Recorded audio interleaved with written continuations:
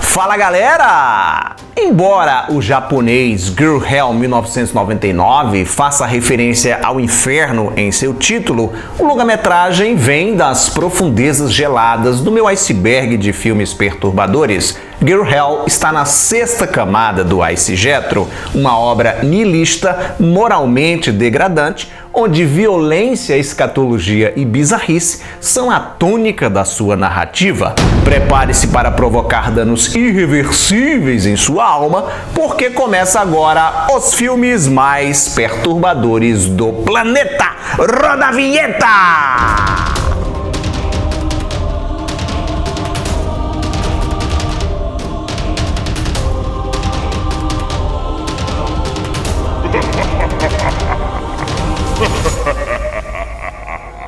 Se você é otaku, fã de anime, cuidado para não confundir Girl Hell com Hellgirl. Esse filme aqui não é a adaptação cinematográfica da HQ Jigoku Shoujo. A versão live action do quadrinho japonês só foi lançada em 2019. Os títulos semelhantes podem confundir. O diretor e roteirista de Girl Hell 1999 é o Daisuke Amanouchi, cineasta responsável por outras obras igualmente perturbadoras com esse mesmo perfil, que exploram temas tabus.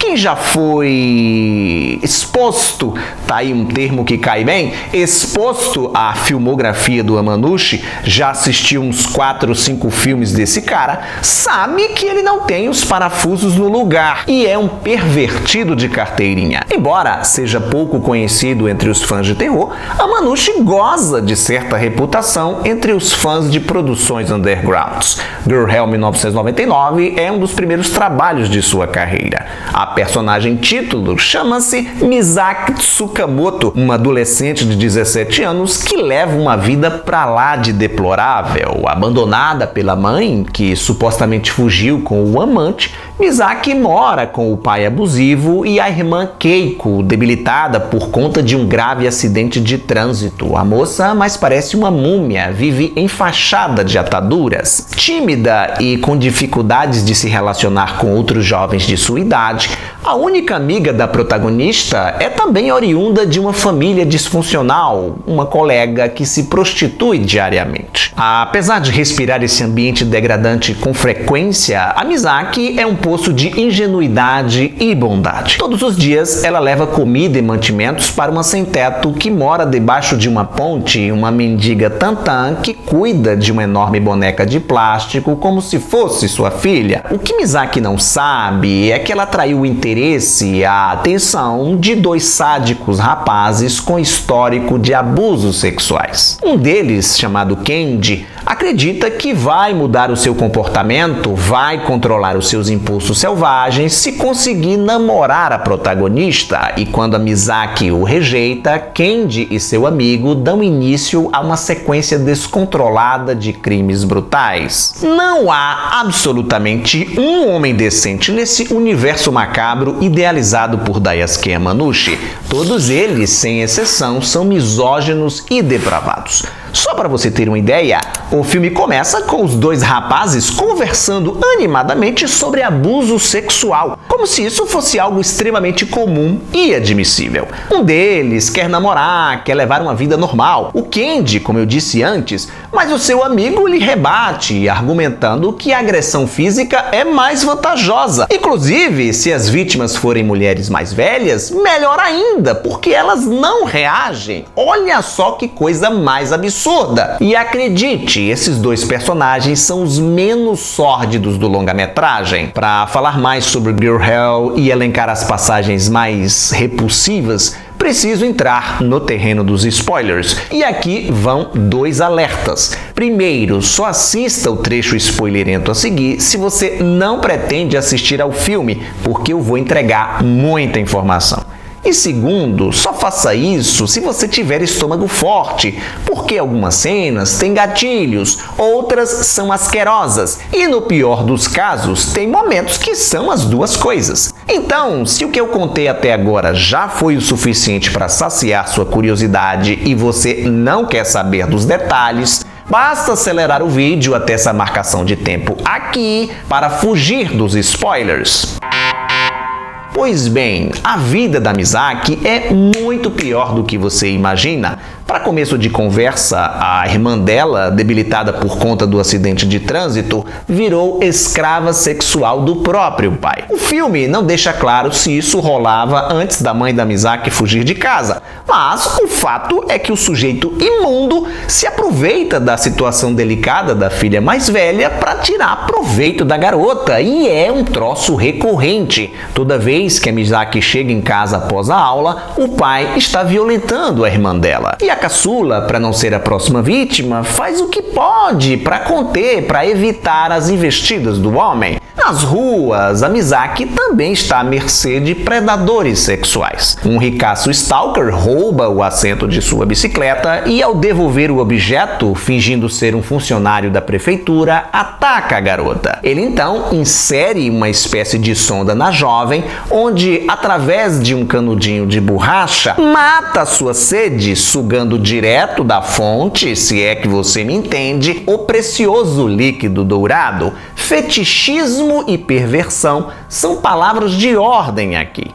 Num outro trecho, a amiga da Misaki vende para um dos seus clientes mais assíduos o lenço que ela utilizou para se limpar após o rala e rola. A Misaki também contribui com uma parcela de bizarrice. Lembra daquela doidinha que eu citei no início do vídeo, a sem-teto que mora debaixo da ponte? Essa senhora é obcecada pela sua boneca, cuida mesmo como se fosse um bebê, chegando ao ponto até de amamentá-la. A mulher está lactante. A Misaki, no momento de desespero, de solidão, com saudades da mãe, também busca o leite materno da mendiga numa cena de amamentação tão nauseante quanto comovente. As maiores desgraceiras, no entanto, rolam na conclusão.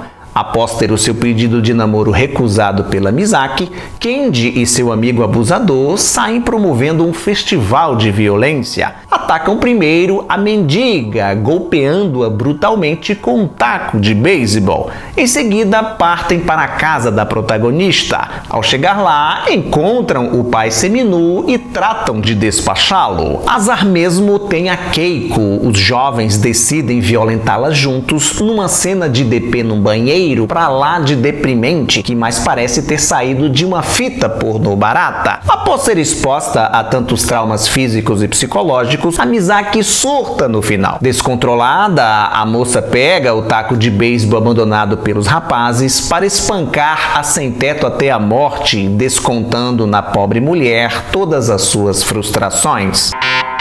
Girl Hell tem 66 minutos de duração, assim como a maioria das produções realizadas por Daisuke Yamanouchi naquela época. Só em 1999, ele rodou 4 filmes nesses moldes, gravando em DV, em vídeo digital, com uma equipe técnica limitada, poucos atores e baixíssimo orçamento. Apesar do seu tom pesadão, algumas cenas de Girl Hell beiram a comicidade. No ímpeto de tornar tudo graficamente perturbador, Yamanouchi entorna o caldo em alguns momentos, utilizando uma música inapropriada ou efeitos sonoros exagerados, que acabam arrancando risos involuntários do espectador. Esses desacertos, somados à edição tosca e à falta de habilidade do diretor atrás das câmeras, o amadorismo de modo geral, acabam contribuindo com o aspecto grotesco, o aspecto bizarro da obra. O que falta em técnica é compensado com criatividade e vulgaridade. Guardadas as devidas proporções,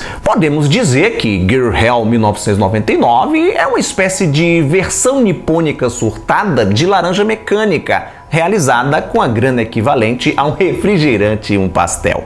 Embora tenha sido concebido com o propósito de chocar, o filme acaba gerando alguma reflexão ao mostrar uma figura angelical, inocente, sendo tragada por um universo de crueldade. Definitivamente não é uma obra indicada para o grande público, apenas para um nicho muito específico de espectadores, que consegue desligar o seu medidor de moralidade ao encarar uma produção underground como essa, sombria e ofensiva até a tampa. Obrigado por sua audiência. Lembre-se do like maroto, é de graça, não dói e ajuda a divulgar o canal. E me seguir nas minhas redes sociais para você ficar por dentro das novidades. Tchau e até a próxima!